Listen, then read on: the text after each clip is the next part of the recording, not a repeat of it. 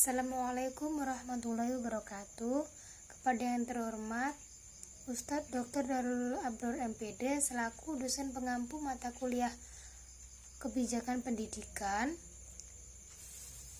dan saya Namatus Soleha dari Prodi Manajemen Pendidikan Islam akan menjelaskan sedikit tentang kebijakan pendidikan di Indonesia. Yang pertama yaitu tentang pengertian kebijakan pendidikan. Kebijakan pendidikan adalah proses dan hasil dari suatu perumusan pendidikan yang dijabarkan dari visi misi dengan mewujudkan tujuan pendidikan dalam masyarakat dalam kurun waktu tertentu. Dan selanjutnya saya akan mengambil berita yang baru viral kemarin belum lama, yaitu tentang tak ada aturan masuk SD bisa Calistung di kurikulum Merdeka Belajar episode 24. Yang berisi di dalam kurikulum Merdeka Belajar sudah tidak ada lagi asumsi bahwa anak itu harus bisa Calistung pada saat masuk SD, ujar Nadium dalam siaran YouTube Kemendikbud RI dikutip pada hari Rabu tanggal 29 Maret 2023. Sedangkan dari alasan dikutipnya tersebut, Nadiem Makarim menghapus Calistung dalam tes masuk SD atau MI adalah karena banyak anak usia dini yang sedang peralihan dari TK atau PAUD ke SD atau MI belum percaya diri. Dimaksud belum percaya diri ini adalah masih banyak anak yang dipenuhi rasa ketakutan memasuki dunia baru. Yang selanjutnya yaitu dampak belajar Calistung sejak dini. Sebelumnya perlu dipahami bahwa anak usia belajar Calistung adalah di usia 7 tahun, yaitu saat memasuki SD. Walaupun beberapa anak ada beberapa memiliki ketertarikan Calistung sejak dini, bagi anak-anak yang belum memiliki ketertarikan Calistung di bawah usia 7 tahun, sebaiknya tidak dipaksa untuk belajar Calistung tersebut. Jika dipaksakan, maka dapat menimbulkan dampak seperti berikut. Yang pertama yaitu fading out atau semangat belajar yang memudar. Hal ini berdampak kurang baik di saat anak-anak yang betul dibutuhkan perkara yang baik dalam belajar justru akan kehilangan semangat karena sudah terlalu dini masuk ke lingkungan belajar.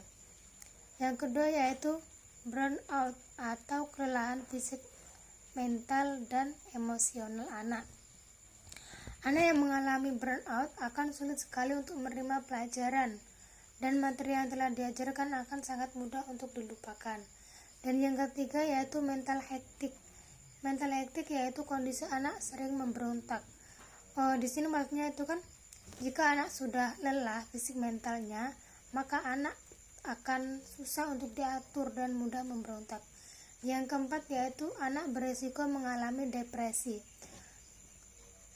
Di sini maksudnya yaitu karena tekanan dari lingkungan, karena yang terpenting adalah bagaimana Ananda tetap semangat belajar sampai tua nanti.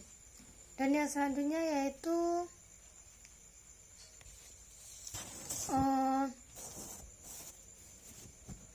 Jadi meskipun begitu, bukan berarti materi Calistung itu tidak penting ya. Karena saat di PAUD selama ini mungkin masih banyak cara-cara yang salah untuk mengajarkan Calistung. Calistung itu diajarkan dengan cara yang harus diajarkan dengan cara yang menyenangkan. Karena untuk belajar Calistung itu bukannya anak yang dipaksa duduk nulis di kertas, menjiplak huruf, atau menebali garis, mengajarkan soal-soal yang mungkin tidak abstrak. Itu nggak harus seperti itu.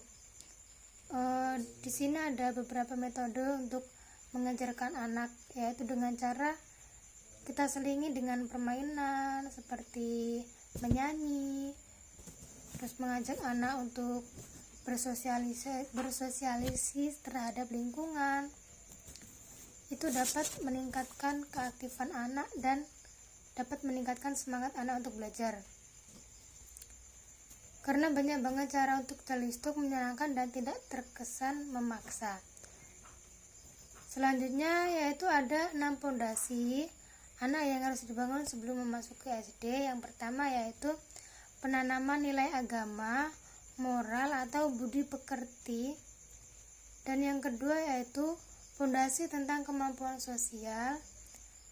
Di sini maksudnya tentang mereka berinteraksi bahasanya. Yang ketiga yaitu kematangan emosi, bagaimana anak belajar meregulasikan diri atau emosi, mematangkan mentalnya. Yang keempat yaitu pondasi untuk mematangkan fisik motoriknya, kemampuan gerak dan kemampuan merawat diri sendiri. Dan yang selanjutnya yaitu pondasi yang terkait tentang kemampuan kognitif, dalam hal ini termasuk dalam literasi dan numerasi ya. Dan yang nomor 6 yaitu pondasi aspek perkembangan, yang mana akan terus berjalan berlanjut sampai kelas 2 SD, yang mana di situ juga termasuk proaktif pendidikan Pancasila. Dan tentunya itu diajarkan dengan secara holistik, integratif dengan kegiatan lainnya.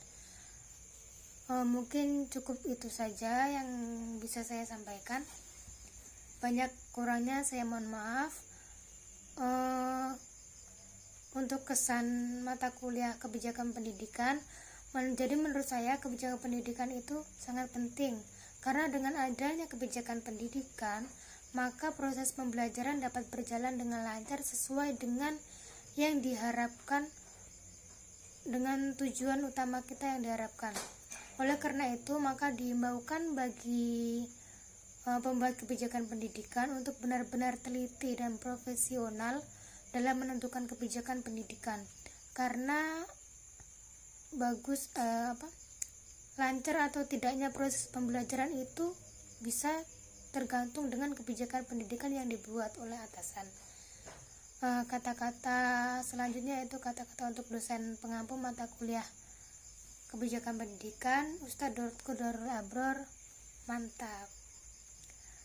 Mungkin cukup itu saja yang dapat saya sampaikan. Saya akhiri. Assalamualaikum warahmatullahi wabarakatuh.